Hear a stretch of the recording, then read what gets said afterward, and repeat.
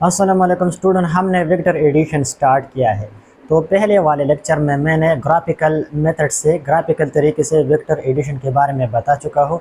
और आज हम वेक्टर एडिशन का दूसरा तरीका बताने जा रहे हैं, रेक्टेंगुलर कंपोनेंट मेथड और एनालिटिकल मेथड। ठीक है, तो आज हम दूसरा तरीका जो बताने जा रहे हैं वेक्टर एडिशन में, एनालिटिकल मेथड, यानी वो तरीका जिसमें हम वेक्टरों को इसके कंपोनेंट से जो है ना इसको ऐड कर लेंगे। ठीक है, तो इसको किस तरह डिफाइन करते हैं इस एनालिटिकल मेथड को? That method in which we use the rectangular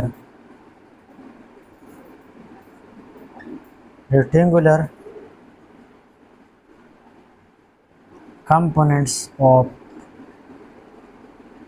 vectors and its addition is called analytical method or rectangular component method। किस तरह हम डिफाइन करते हैं? That method in which we use the rectangular components of vector in its addition, यानी वो तरीका जिसमें हम वेक्टरों का इसके रेक्टेंगुलर कंपोनेंट इस्तेमाल करके इसको ऐड कर लेंगे, इसका एडिशन कर लेंगे। ठीक है, मिसाल के तौर पर यहाँ पर हमारे पास जो मैंने डायग्राम में बनाए हैं कुछ फोर्सेस है। ठीक है, दो वेक्टर है, vector A and vector B. यहाँ पर एक पॉइंट है, इस पॉइंट पे जो है ना ये वेक्टर अमल कर रहा है। अब मैं क्या करता हूँ, रेक्टेंगुलर कंपोनेंट मेथड से इसका एडिशन कर लूँगा कंपोनेंट से। तो एडिशन करने के लिए सबसे पहले मैं इन दोनों वेक्टरों का इसके रेक्टेंगुलर कंपोनेंट मालूम करूँगा, इसमें स्प्लिट करूँगा और बाद में हर एक कंपोनेंट का x कंपोनेंट हर एक वेक्टर का जमा कर लूँगा और हर एक वेक्टर के इसका y कंपोनेंट इसके जमा कर लूँगा और इसका रिजल्टेंट निकालूँगा। और फिर इसका डायरेक्शन जो है ना एक फार्मूले से और इसका मैग्नीट्यूड भी एक फार्मूले से निकालूंगा रेक्टेंगुलर कंपोनेंट मेथड इस्तेमाल करके। ठीक है, तो इसके लिए हम क्या करते हैं, सबसे पहले हम वेक्टर लेते हैं। ठीक है, जैसे कि मैंने इन दोनों वेक्टरों को ले लिया, मैंने इस वेक्टर ए को यहाँ से उठा लिया, यहाँ पे रख लिया, और वेक्टर बी को उठा लिया और यहाँ पे रख लिया। ठीक है, अब मैंने वेक्टर ए और वेक्टर बी जो है ना यहाँ रख लिया। ये वेक्टर ए है, ये वेक्टर बी है, मैंने इसको अलग डायग्राम में लिखा। ठीक है, अब यहाँ पर रखने के बाद मैं क्या कर लूँगा, वेक्टर ए को इसके कंपोनेंट में क्या कर लूँगा, स्प्लिट कर लूँगा, और वेक्टर बी को भी इसके कंपोनेंट में स्प्लिट कर लूँगा। ठीक है, मैंने पहले वेक्टर के स्प्लिटिंग के बारे में यानी रिजोल्यूशन के बारे में बता चुका हूँ। मैंने पहले बता चुका था कि वेक्टर को जब हम इसके कंपोनेंट में स्प्लिट करते हैं तो इससे क्या आता है, दो कंपोनेंट आते थे, एक था एपेक्स एप काज थीटा था, और दूसरा कंपोनेंट जो था वो था F y F sine theta. ये दो कंपोनेंट मैंने निकाले थे किसी वेक्टर के स्प्लिटिंग से, ये दो कंपोनेंट आते थे। और जो कंपोनेंट उसके दरमियान जो एंगल बनता था उसके लिए मैंने फार्मूला लिख चुका था कि tangent theta is equal to F y by F x. ये फार्मूला था, या इस तरह था, theta is equal to tangent inverse F y by F x, ये फार्मूला था। ठीक है, तो इन तीनों का हम इस्तेमाल करके इन तरीके से वेक्टरों को ऐड कर लेंगे। ये एपेक्स का मैग्नीट्यूड था और ये एफ वाई का मैग्नीट्यूड था कंपोनेंट का किसी वेक्टर का। ठीक है, तो सबसे पहले मैंने वेक्टर ए और वेक्टर बी यहाँ से उठा के यहाँ रख लिया। यहाँ रखने के बाद यहाँ पर मैं दूसरा कार्टेशियन कोऑर्डिनेट सिस्टम इसको ड्रा कर लूँगा यहाँ पे। ठीक है, तो यहाँ पे मैं एक और कार्टेशियन कोऑर्डिनेट सिस्टम ड्रा करता हूँ। ठीक है, ये एक कार्टेशियन कोऑर्डिनेट सिस्टम है और यहाँ पे मैं दूसरा ड्रा कर लूँगा जहाँ पर वेक्टर जो है ना आपस में मिले हैं। ठीक है, वेक्टर का हेड और टेल आपस में मिले हैं, तो उस पॉइंट पे मैं दूसरा कार्टेशियन कोऑर्डिनेट सिस्टम ड्रा करता हूँ। ठीक है, तो मैंने इसको यहाँ पे ड्रा किया, ये है दूसरा कार्टेशियन कोऑर्डिनेट सिस्टम। तो मैंने यहाँ पर कार्टेशियन कोऑर्डिनेट सिस्टम बना लिया। ठीक है, और मैंने इस वेक्टर से वेक्टर ए से यहाँ पर एक परपेंडिकुलर ड्रा किया। ठीक है, ये वेक्टर ए है, ये इस वेक्टर का होगा ए एक्स कंपोनेंट, ए वेक्टर का होगा ए एक्स कंपोनेंट, और ये होगा इसका ए वाई कंपोनेंट। ठीक है, इस तरह इस वेक्टर का भी मैं क्या कर लूँगा, इसके हेड से मैं एक परपेंडिकुलर यहाँ पे ड्रा कर लूँगा। ठीक है, इस तरह वेक्टर बी का, ये क्या हो जाएगा, ये बी है तो ये बी वाई हो जाएगा। और इस तरह यहाँ पर भी एक कंपोनेंट यहाँ पे बनता है और एक यहाँ पे बनेगा, ठीक है। तो उसके दो कंपोनेंट बनेंगे, ठीक है, एक इस तरह और एक इस तरह। तो मैंने ऊपर वाला कंपोनेंट यहाँ पे रख लिया, ठीक है। तो ये है बी का बी एक्स कंपोनेंट और ये है बी का बी वाई कंपोनेंट, ठीक है। यहाँ पर भी तो दो कंपोनेंट बन गए, ठीक है। अब इस ए वाई को मैं यहाँ पे लाता हूँ, ठीक है, यहाँ पे लाता हूँ क्योंकि इसके सामने है रेक्टेंगल बनाता है। तो ए वाई में यहाँ लाता हूँ तो ये ए वाई हो गया, और बी एक्स को यहाँ पे लाता हूँ तो ये बी एक्स हो जाएगा।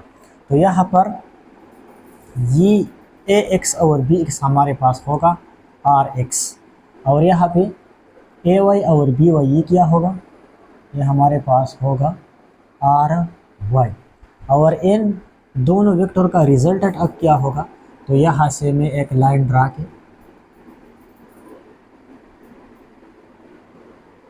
ये क्या होगा, ये इन दो वेक्टर का रिजल्टेंट होगा आर, सिर्फ आर ही होगा रिजल्टेंट, ठीक है। तो इस रिजल्टेंट का मैग्नीट्यूड मालूम करने के लिए हम क्या फार्मूला इस्तेमाल करेंगे कि रिजल्टेंट, अब ये हमारे पास एक ट्रायंगल बनाते हैं, ठीक है, राइट एंगल ट्रायंगल है, यहाँ से यहाँ लेके ये एक राइट एंगल ट्रायंगल बनाते हैं, ठीक है। ये रिजल्टेंट है और ये कंपोनेंट है, कंपोनेंट का एडिशन है, वेक्टर के कंपोनेंट का एडिशन है। तो मैं पिथागोरस थ्योरम का इस्तेमाल करके इस तरह लिखूँगा, R is equal to R x square plus R y, और आर वाई हमारे पास के आर वाई, तो आर वाई बराबर है A y plus B y के बराबर है, ये है हमारे पास आर वाई। तो आर एक्स इसके बराबर है, आर वाई इसके बराबर है, यानी हम हर एक वेक्टर का एक्स एक्स कंपोनेंट जमा करेंगे और हर एक वेक्टर का वाई वाई कंपोनेंट जमा करेंगे तो होगा आर वाई और ये होगा आर एक्स। और इससे जो रिजल्टेंट आएगा फिर इसका मैग्नीट्यूड इस तरह लिखेंगे, रिजल्टेंट का जो मैग्नीट्यूड हो, ठीक है, R is equal to R x square plus R y square, ये है फार्मूला। ये तो रिजल्टेंट का मैग्नीट्यूड है ये, ठीक है, और ये आर एक्स कंपोनेंट है और ये आर वाई कंपोनेंट है। अब इस रिजल्टेंट का डायरेक्शन, यानी जिस एंगल के साथ ये रिजल्टेंट आता हो, ठीक है, पॉजिटिव एक्सिस के साथ, ये पॉजिटिव एक्सिस है और ये वाई एक्सिस है पॉजिटिव, ठीक है। तो एंगल जो है ना इस पॉजिटिव एक्सिस के साथ ये एक रिजल्टेंट एक एंगल बनाएगा। तो उसका डायरेक्शन मालूम करने के लिए हम क्या करेंगे, इस फार्मूले का इस्तेमाल करेंगे, ठीक है, टेंजेंट थीटा, क्योंकि टेंजेंट थीटा हमारे पास किसके बराबर होता है, रिजोल्यूशन में मैं पढ़ चुका था कि टेंजेंट थीटा बराबर है R y by R x, R F y bar F x. तो मैं लिखूँगा R y by R x, ठीक है। तो इससे ये थीटा निकालने के लिए मैं क्या करूँगा, टेंजेंट का इन्वर्स ले लूँगा, तो ये हो जाएगा theta is equal to tangent inverse R y by R x. इस फार्मूले से हम रिजल्टेंट का डायरेक्शन मालूम करेंगे कि वेक्टर का रिजल्टेंट कौन से डायरेक्शन में है, ठीक है। उस डायरेक्शन के लिए ये फार्मूला इस्तेमाल होगा। अब इस आर एक्स और आर वाई का साइन जो है ना क्वाड्रेंट पे डिपेंड कर रहा है, ठीक है। अगर आर एक्स और आर वाई का साइन में पॉजिटिव नेगेटिव आता हो तो फिर ये रिजल्टेंट पहले क्वाड्रेंट, दूसरे क्वाड्रेंट, तीसरे क्वाड्रेंट और चौथे क्वाड्रेंट में आ सकता है, ठीक है। तो इसके लिए कुछ रूल है, ठीक है। तो उस रूल के लिए मैं बताता हूँ, ठीक है। ये हमारे पास एक्स एक्सिस, ये नेगेटिव एक्सिस, ये पॉजिटिव एक्सिस, इस तरह ये पॉजिटिव वाई एक्सिस और ये नेगेटिव वाई एक्सिस है, ठीक है। और ये है ऑरिजिन, कार्टेशियन कोऑर्डिनेट सिस्टम है। अब अगर हमारे पास आर एक्स और आर वाई दोनों पॉजिटिव हो, यानी फर्स्ट क्वाड्रेंट में हो, दोनों पॉजिटिव हो, तो फिर यहाँ पर मैं एक एंगल परस कर लूँगा कि हमारे पास पाई एक एंगल है, ठीक है, पाई। मैं जो है ना इसको साइन के बगैर यहाँ पे लिख देता हूँ।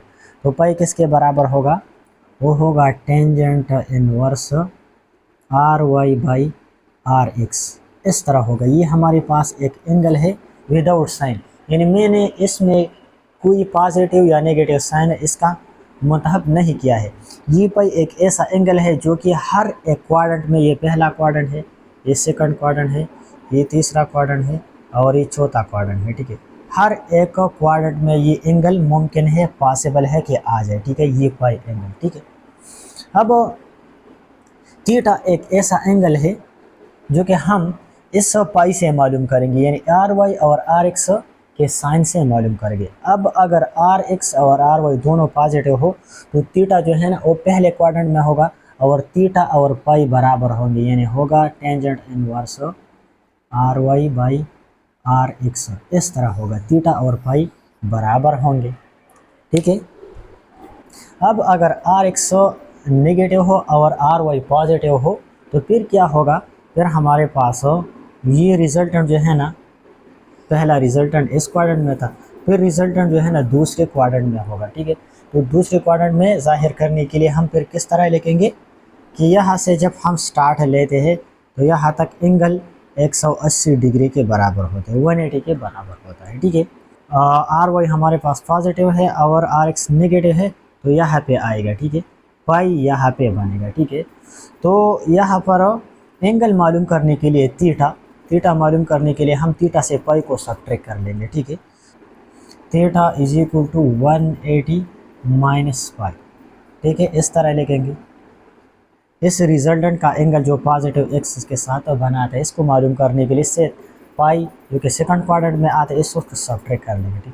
अब 180 के बराबर है और पाई किसके बराबर है, वो बराबर है tangent inverse R y by R x के बराबर है।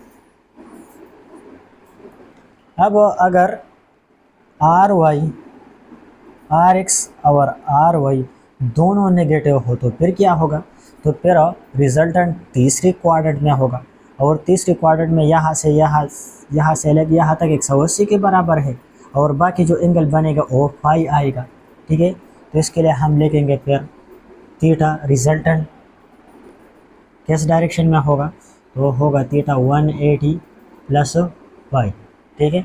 अब पाई कितने के बराबर है, तो ये होगा थीटा इज इक्वल टू 180 और पाई बराबर है tangent inverse R y by R x, इस तरह लिखेंगे।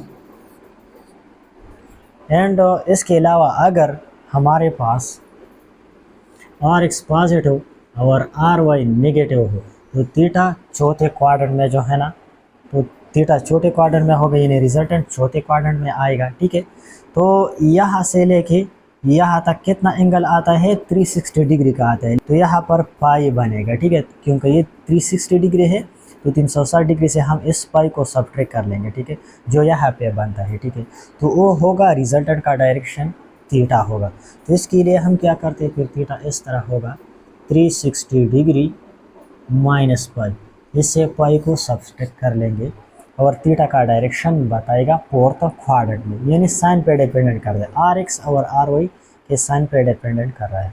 तो यहाँ पर थीटा किस तरह होगा, theta is equal to 360 degree minus pi बराबर है tangent inverse R y by R x, इस तरह होगा।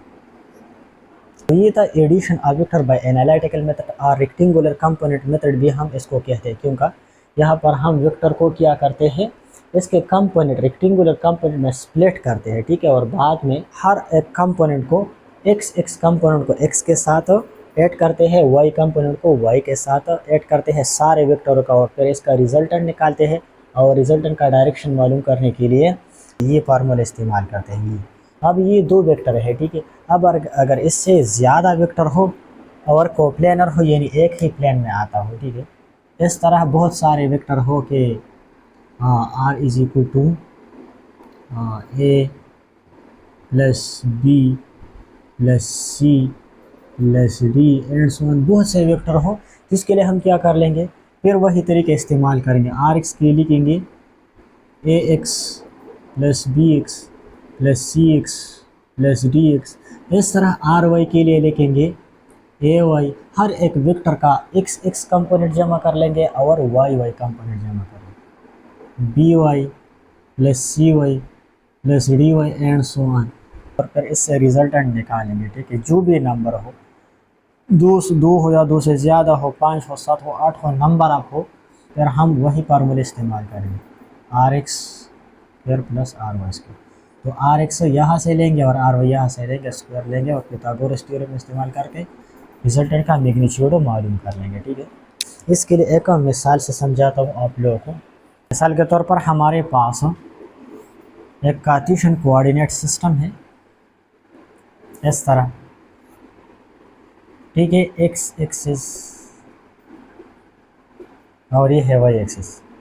इसमें दो फोर्सेस है। ठीक है, एक फोर्स एक वेक्टर हमारे पास F1 हो, वो है 20 न्यूटन जो किसी बॉडी पे यहाँ पे अमल कर रहा है, और एक इस तरह इस क्वाड्रेंट में है। ठीक है, इसका मैग्नीट्यूड है F2 का 10 न्यूटन है। ठीक है, इसका 10 न्यूटन है और इसका 20 न्यूटन। इन दोनों के दरमियान जो एंगल है वो 120 डिग्री के बराबर है।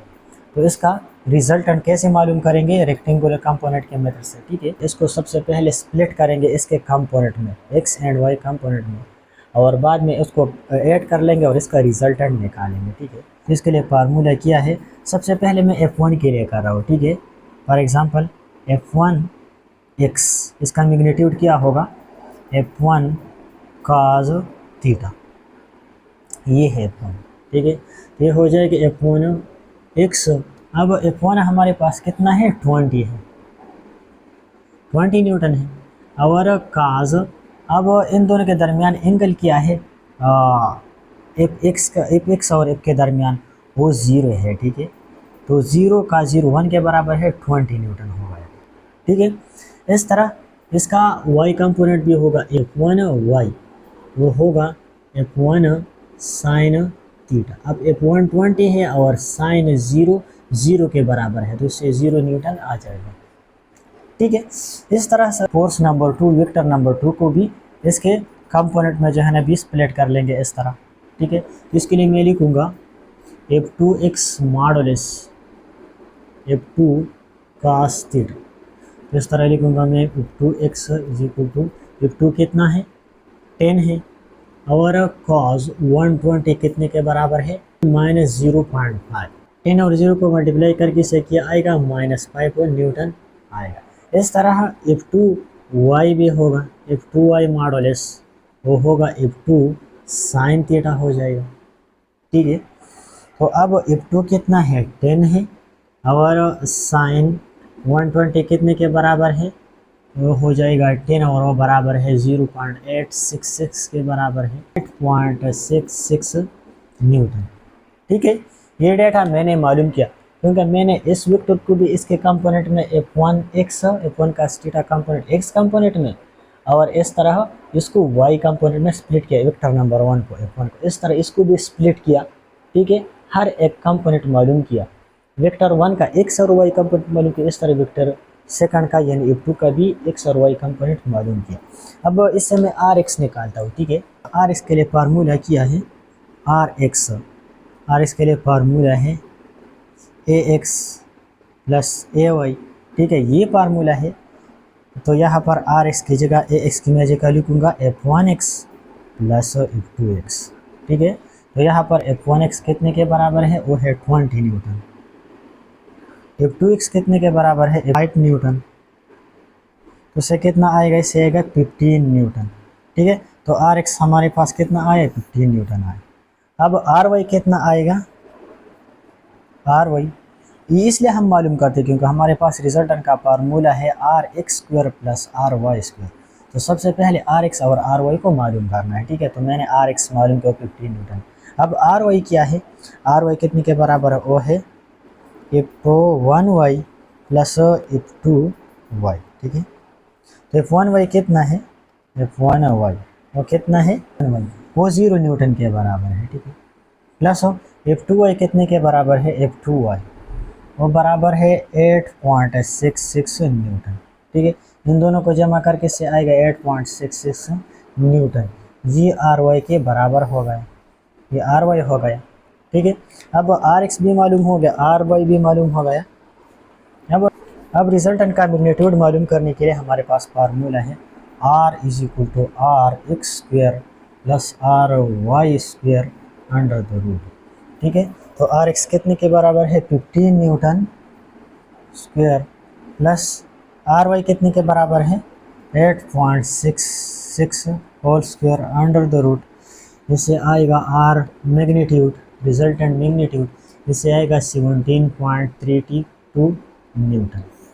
ये है, इसको कैलकुलेट करने के बाद इससे 17.32 न्यूटन, ये है इसका रिजल्टेंट। यानी जो रिजल्टेंट इससे आएगा इस रेक्टेंगुलर कंपोनेंट मेथड की मदद से इसका मैग्नीट्यूड कितना होगा 17.32 न्यूटन, इस F1 फोर्स का और F2 फोर्स का, ठीक है। और एंगल इन दोनों के दरमियान कितना था 120 डिग्री था। हमने तो रिजल्टेंट का मैग्नीट्यूड मालूम किया, लेकिन रिजल्टेंट का डायरेक्शन आप कैसे मालूम कर लेंगे, तो इसके लिए भी मैंने फार्मूला लिखा था। अब फार्मूला किस तरह था कि रिजल्टेंट का डायरेक्शन मालूम करने के लिए थीटा मालूम कर लेके हम फार्मूला इस्तेमाल करता कि theta is equal to tangent inverse R y by R x, ये फार्मूला था, ठीक है। क्योंकि यहाँ पे आर एक्स और आर वाई दोनों पॉजिटिव है, ये भी पॉजिटिव है और ये भी पॉजिटिव है, तो थीटा कौन से क्वाड्रेंट में होगा, फर्स्ट क्वाड्रेंट में होगा, इस क्वाड्रेंट में थीटा होगा। क्योंकि यहाँ पर आर एक्स और आर वाई दोनों पॉजिटिव है। आर एक्स कितने के बराबर था 15 न्यूटन और आर वाई कितने के बराबर था, और बराबर था 8.66 न्यूटन, तो दोनों पॉजिटिव है, ठीक है। तो जब दोनों R x and R y positive हो तो फिर थीटा फर्स्ट क्वाड्रेंट में आएगा, ये मैंने पहले बताया अब, ठीक है। क्योंकि यहाँ पर दोनों पॉजिटिव है तो थीटा इस तरह आएगा। तो इस इक्वेशन में वैल्यू को पुट करके किस तरह हो जाएगा, टेंजेंट इनवर्स आर वाई कितने के बराबर है, आर वाई है 8.66 न्यूटन और डिवाइड बाई आर एक्स कितने के बराबर है, वो है 15 न्यूटन, ठीक है। तो इसको इस पे डिवाइड करके और टेंजेंट इनवर्स लेके इससे क्या आएगा 30 डिग्री आएगा, ठीक है। कितना एंगल आएगा 30 डिग्री, यानी रिजल्टेंट का डायरेक्शन यहाँ से पॉजिटिव एक्सिस से कितना होगा 30 डिग्री पे होगा, अप्रॉक्सीमेटली यहाँ पे होगा। रिजल्टेंट का डायरेक्शन ये आएगा पॉजिटिव एक्सिस से, ये पॉजिटिव एक्सिस है तो इसे एंटी क्लॉकवाइज डायरेक्शन में इस रिजल्टेंट का डायरेक्शन होगा 30 डिग्री एंगल में। तो ये तरीका था वेक्टर एडिशन का बाय रेक्टेंगुलर कंपोनेंट मेथड्स और एनालिटिकल मेथड्स, ठीक है। तो उम्मीद रखता हूँ कि आप समझ चुके होंगे। अगर फिर भी किसी का क्वेश्चन हो तो आप मुझसे पूछ सकते हैं।